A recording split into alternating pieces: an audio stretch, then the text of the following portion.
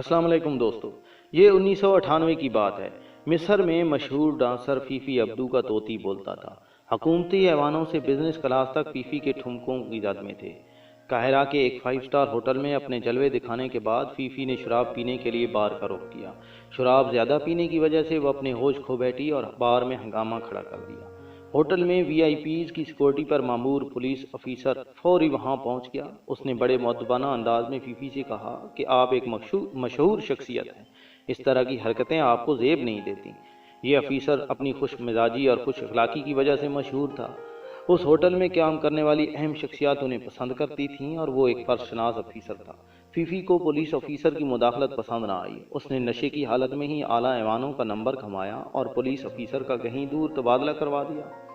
अगली शाम जब फीफी का नशा उतरा, उसने होटल इंतजामिया से पुलिस ऑफिसर के मुतालिक पूछा। उसे बताया गया कि आपने उसका तबादला करवा दिया है। फीफी ने फोन घुमाया। सरकार ने पुलिस ऑफिसर को वापस होटल रिपोर्ट करने का हुक्म दिया। पुलिस ऑफिसर ने पुलिस से मुतल्लिक वजीर को अपना इस्तीफा पेश किया। उन दिनों वजदी साले वजीर थे। वजीर ने हैरत से पुलिस ऑफिसर से पूछा कि इस होटल में ड्यूटी करने के लिए पुलिस ऑफिसर बड़ी बड़ी सिफारिशें करवाते हैं, आपको दूसरा मौका मिला लेकिन आप इस्तीफा पेश कर रहे हैं।